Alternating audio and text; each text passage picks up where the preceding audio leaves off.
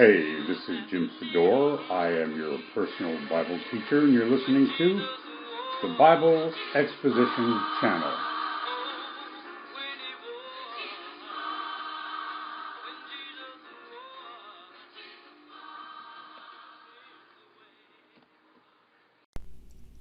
Hey, welcome back, everybody. This is Jim, your personal Bible teacher. And last podcast, I told you a little bit about why I decided to follow Christ. And one of the magical things, one of the mysterious things about the religion of Christianity is that a group of people dare write down something and prophesy something, most of the time not even knowing what it was they were prophesying, and it comes to pass hundreds of years, thousands of years later. That just blew my mind. I mean, there are hundreds and hundreds and hundreds of these prophecies in the Bible. As a matter of fact, the first sermon I ever did at a little church on Pine Island in Florida was about prophecy. And I don't think anybody in that church had ever heard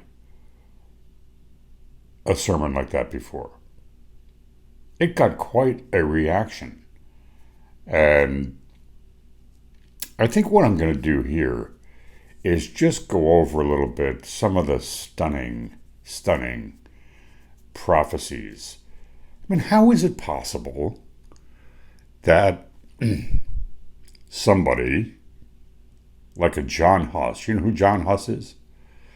Jan Hus, born in 1370, killed in 1415 by the Catholic Church. His name literally means, or is translated in the Bohemian language, Goose.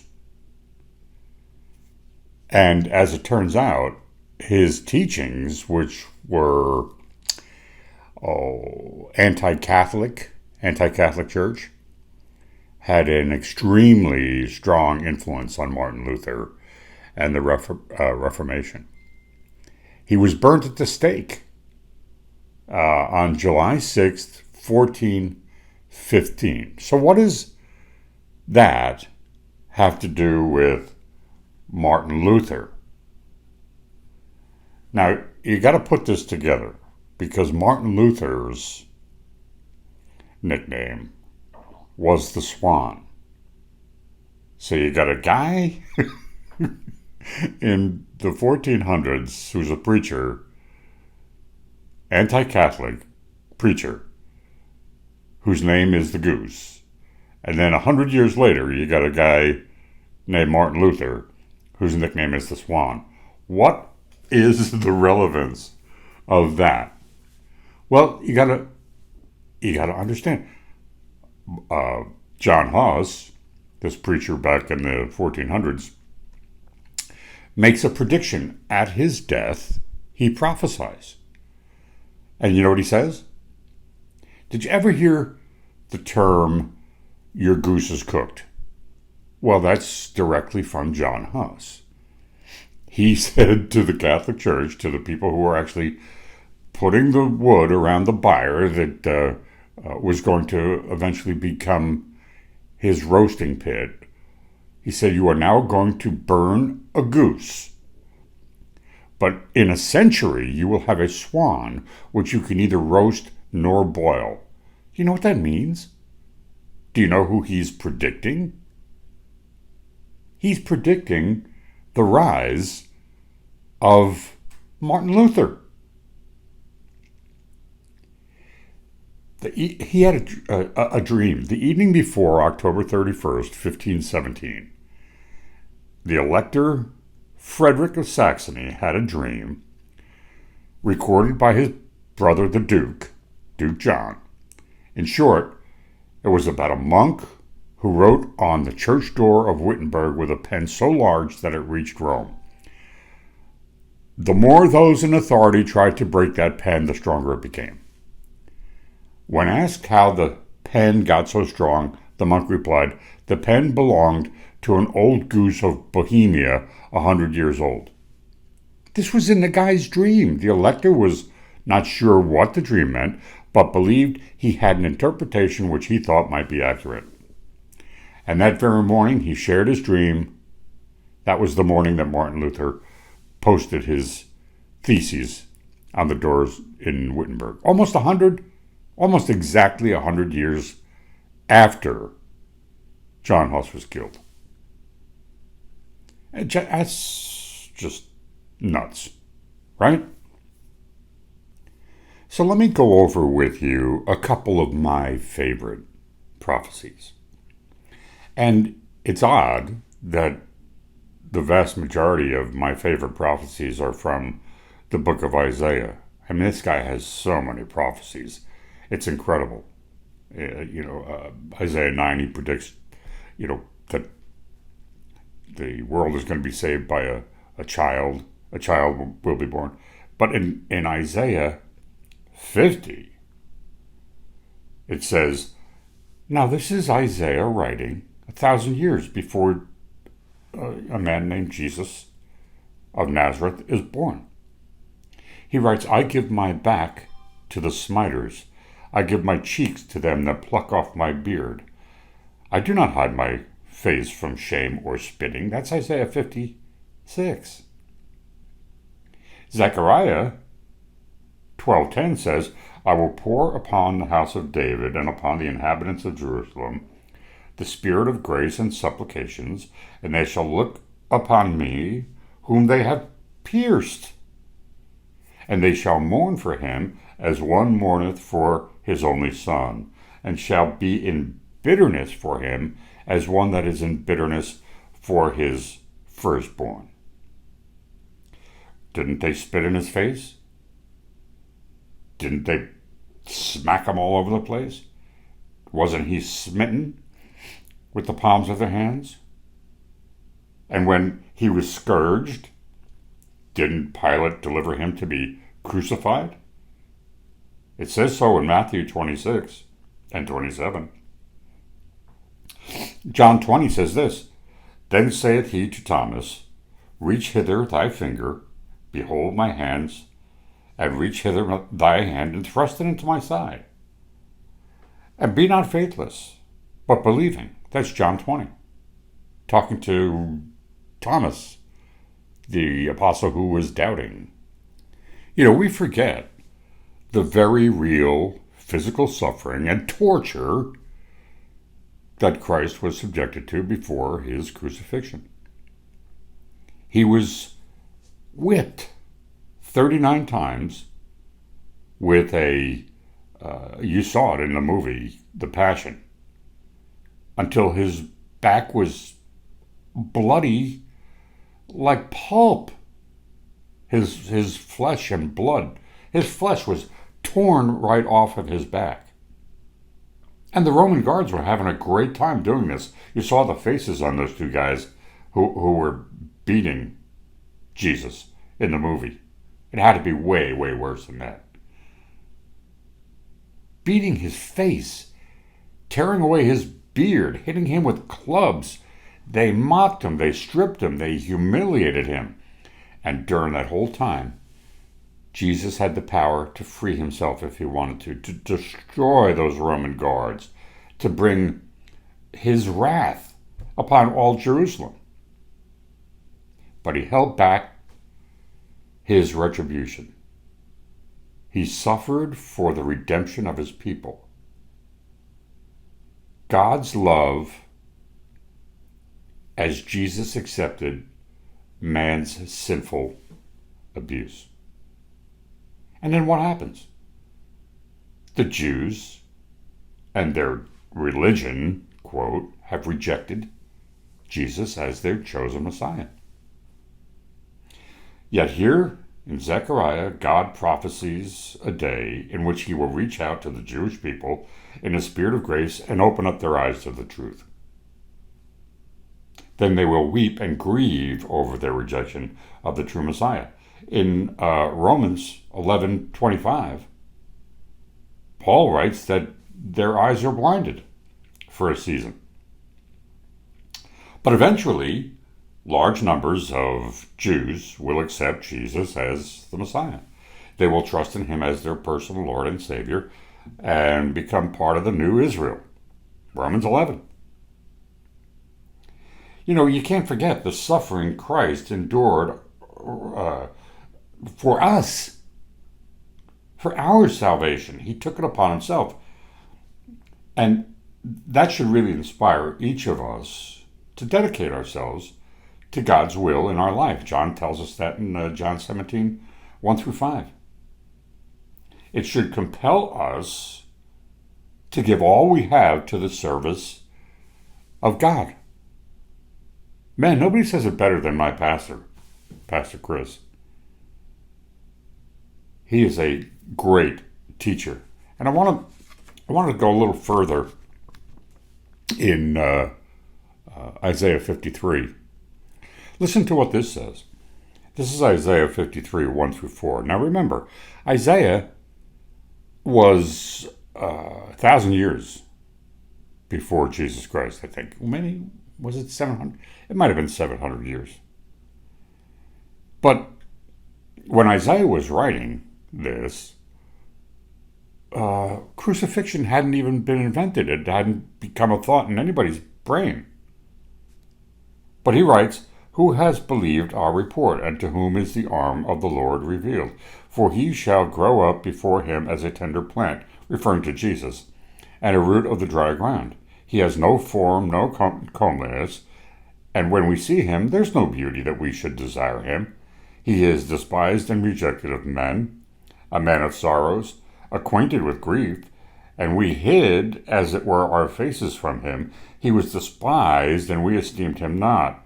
Surely he bore our griefs and carried our sorrows, yet we did esteem him stricken, smitten of God, and afflicted." Now, did that happen? Yeah. He was in the world. The entire world, John says in John 1, was made by him and for him, and the world knew him not. He came to his own, and they rejected him. When the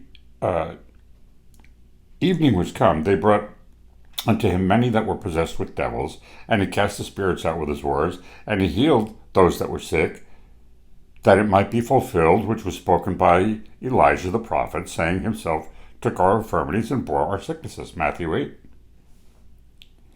But though he had done so many miracles before them, they believed not on him, that the saying of Isaiah the prophet might be fulfilled, which he spake, Lord, who has believed our report, and to whom has the arm of the Lord been revealed?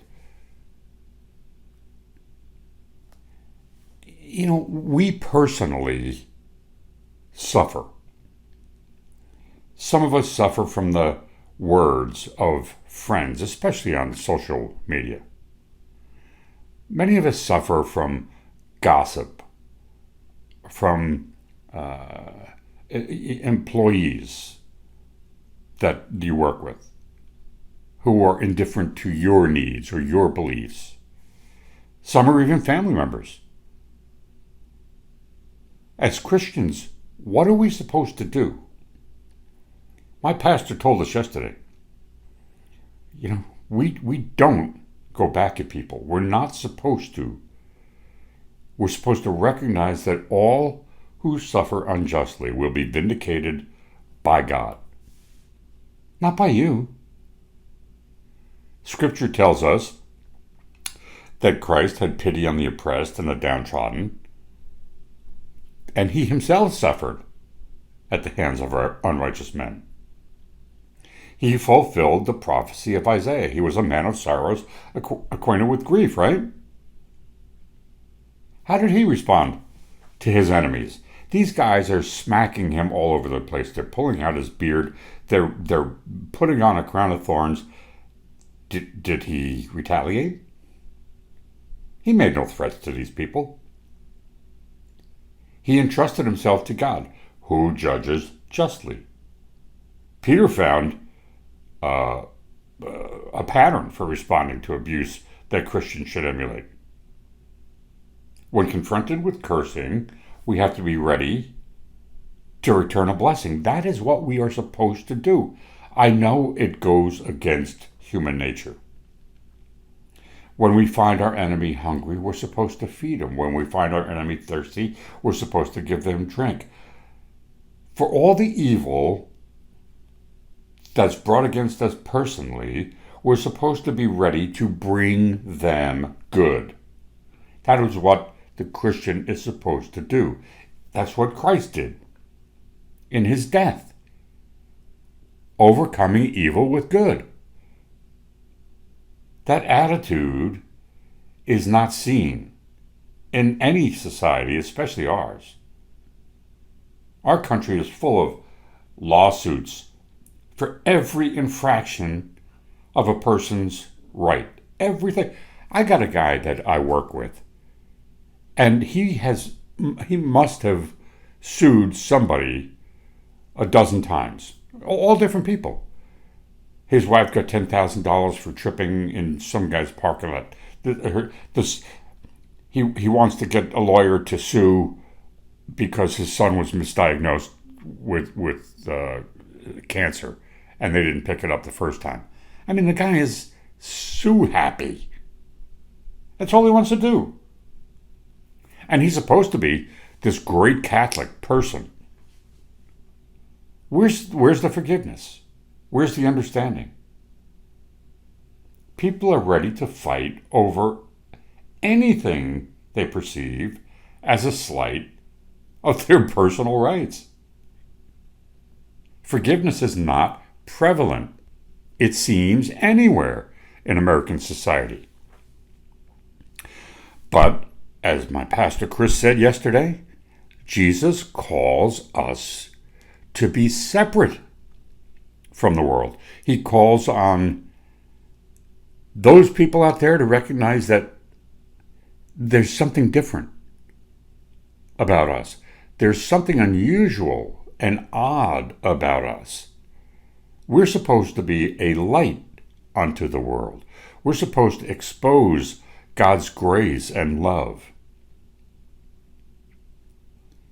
God transformed us from enemies into his own children. He adopted us, Romans 8 says, and we are then supposed to share the gift of Jesus Christ. So we can be used to convert our foes into friends by showing understanding, mercy, and compassion. That's what we're supposed to do. That's what Christianity is all about. I would recommend that anybody who is thinking about or interested in what Christianity has to offer, do some research concerning prophecy. That is the cherry on top of the cake that got me to say, okay, Christianity is where it's at. That's what I want to do. That's who I want to be. It's funny, 8 years as a Catholic, I never had that feeling. Because they didn't teach the Bible. They didn't teach anything about prophecy. The whole thing was their stupid catechism. They had so little to do with God. It was mostly about Mary. But you find anywhere in the Bible that talks about Mary, I mean, I think she's mentioned once or twice, and usually it says the connotation is woman. No. Stay away from denominations as far away as you can get. Do a Bible study. If you can't find answers, go to somebody that knows what they're talking about. Go to somebody who is a Christian. Go to a pastor. Go to a teacher. Turn on one of, my podcasts. I teach right out of the Bible.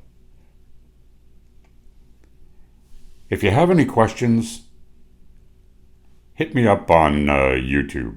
I have a YouTube channel somewhere that my son put It's called the Bible Exposition Channel. And write a comment in there, and I'll be happy to get back to you and answer it. Hey, this is Jim. I am your personal Bible teacher. We'll talk again soon. God bless. Hey, this is Jim Sador. I am your personal Bible teacher. If you like what you hear, and you think your friends and relatives would benefit by the teaching, please share it with everyone you know. Thanks, and have a great day.